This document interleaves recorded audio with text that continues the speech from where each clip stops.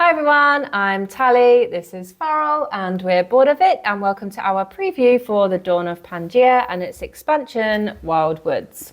In this game, for 1 to 4 players, you're competing spirits growing forests across the land of Pangaea in a way that's reminiscent of games like Photosynthesis or Evergreen. So please note that what you're going to see in this preview is a prototype copy, although you'll be hard-pressed to find what exactly is prototype about it. And we really enjoy working with the publisher, Teresa, because they always deliver basically a final product. And when they have their campaigns, before the campaign, everything is set in terms of the gameplay and the rules.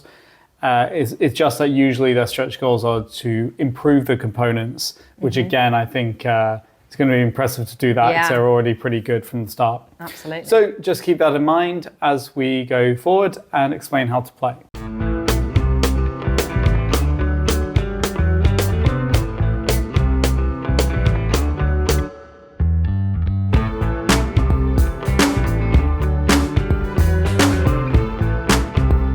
The Dawn of Pangaea will start with an empty map made up of tiles associated with different weather types that you and your fellow players will fill up with seeds and trees throughout the game. On their turn, each player can take 2 out of a possible 5 actions, which consist of putting 1 seed anywhere on the map, putting 2 seeds adjacent to your trees, summoning your spirit into a water space, which will grow adjacent seeds into trees, fulfilling a ritual card, or activating an ancient guardian. The core of what players are trying to do is grow trees on specific tiles or grow chains of trees on 2 specific tiles.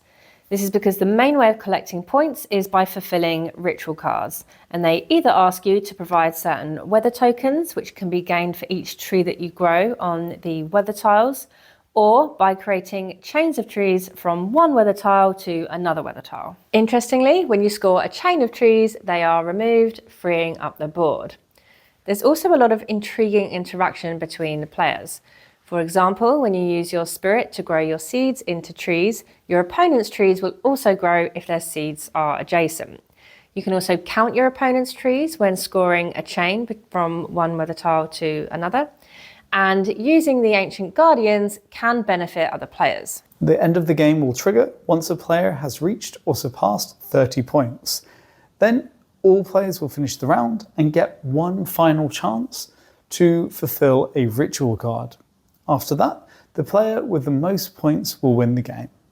So I think we'll start with my least favorite part, and then we'll move to our favorite part as we talk about it. But my least favorite part is, to be honest, the theme. I find it a little bit odd because you're supposed to be the spirit who's trying to gain the blessing of Gaia by performing rituals and kind of helping the land. But in reality, what you do is you grow some trees and then cut them down.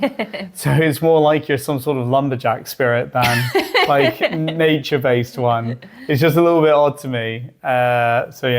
Yeah, so in a sense, even though the components are brilliant and thematic, this is reading like an abstract game in many ways. Your main concern will be about the placement of your seeds and then growing those seeds into trees in the most efficient way, which creates a tactical battle for space with your opponents. Where Pangaea is strongest as a game is that it is simple to play but offers players numerous tactical decisions. As you grow your trees, you'll likely be picking up blessings tokens, which give you free actions. And when you complete rituals, you'll get guardian tokens, which you can freely activate to take advantage of the guardian powers. And these can also be used as wild weather tokens. There are 3 guardians who have fruity little actions that you can take advantage of. And what's interesting is when you activate them, you'll place them on the board, but they will both have an ability which activates immediately and gives you, as the player taking the action, something. But then they will sit on the board and do something that applies to all players, so everyone can take advantage of it. And when you combine this with the fact that you get blessing tokens and actually guardian tokens, which you can use to take free actions on your turn, you can have these quite powerful turns where you combo a few things together and really pull something off, which is quite nice. It elevates Dawn of Pangaea above a game that would just be place seeds, grow trees. Now, the one negative of all of this is that because you're given 2 actions on your turn, and you might have a lot of tokens that you will use on a turn, it can be quite hard to keep track of if you've taken your 2 actions or not, or how many you've taken. And particularly in the late game, when you accumulate a lot of tokens, it can be quite tricky to remember that. As you play, you'll have to walk a fine balance between the 2 different types of rituals, because these are the things that will get you points in the game. And you'll need to grow trees, which then gives you weather tokens to fulfill the rituals, but then you'll have to remove those trees to complete the land rituals. And it's just an interesting way of having you weave between these 2, and they complement each other quite well, although you can lean more into one or the other if you so wish. But the land rituals are particularly interesting because they just task you with having a tree here and a tree there. And it doesn't matter if those spaces are next to each other or if they're across the entire board. So it gives players freedom to spend as much or as little time on that as they want. You could work really hard and have a really big, high scoring chain, or you can just treat them as quick and easy points, only doing the bare minimum to get some points on the board and focusing more on other things. With that angle in mind, what we like about it is rather than having an instant win condition, as many abstracts do, it has an endgame trigger. It creates a tense race, particularly as points come in fits and starts, so you're never quite sure what your opponent can pull out and when the game will end. On the other hand, you can still do a bit after the end game has been triggered, so whoever does trigger it isn't necessarily the winner. So it creates this interesting strategic element of, do I even want to trigger the end of the game, or should I set myself up for a bigger turn so I don't get surpassed? Our favourite part of Pangaea, though, is Wild Woods, the expansion. Wild Woods adds a player board on which you have treetops and seeds, and treetops are little treetops that you can add onto the trees on the board, and they will give you elevation.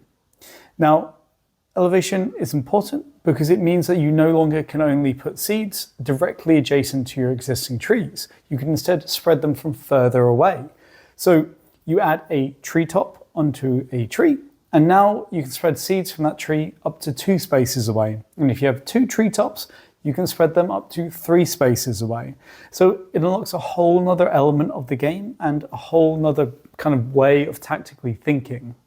On top of that, as you buy these treetops from your player boards, you will actually be unlocking more seeds and blessing tokens that you can use. The combination of having more seeds and getting to place them further away makes the game something much more dynamic and engaging than the base game. It's also quite interesting that when you do a land ritual, you will remove the treetop instead of the tree itself. So it means you don't have to start from scratch when you do a land ritual, and you can actually set yourself up quite well for future land rituals almost immediately again if you play your cards right.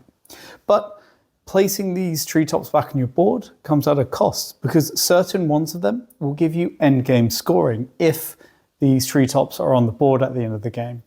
And that makes it quite a spicy decision of completing land rituals for points or leaving these on the board at the cost of those land rituals.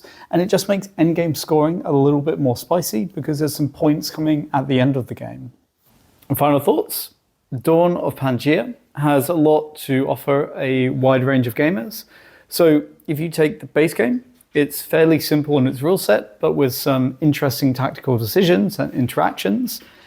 But there are also suggestions in the rulebook for how to take certain elements out to make it even simpler and even more family friendly. But then if you add in the Wild Woods expansion, this increases the complexity, the decision space, and makes the game more dynamic, and I think for the better. But of course, we prefer heavier games.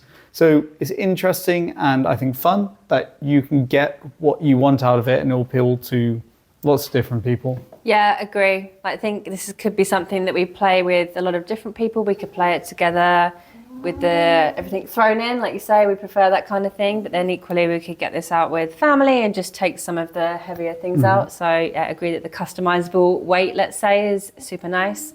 I personally enjoy playing this game because I do like nature-themed games, and I think the components and the tactility there is like really beautiful, and it evokes a nice ambience for me.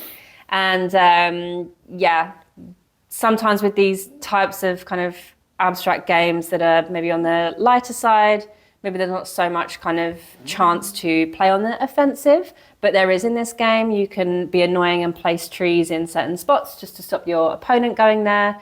So for us, that's a big bonus because we like to be mean to each other. But again, if you didn't want to play like that, then, you know, of course there is a lot of interactivity by nature, but you could just choose to like not play offensively, right? So I think it's very customizable in a lot of different ways. So if you like nature-themed games and you like the sound of it, then I think we would recommend it. Particularly nature-themed games with lots of deforestation. Yeah, love that. Tear those trees down, grow them again. So that is our preview of the Dawn of Pangaea. Please ask us any questions that you have. We're happy to answer them. This is going up on crowdfunding very soon, or it is up on crowdfunding, and there'll be a link below to that campaign. And we'll see you next time. Thanks for watching. See ya. Bye.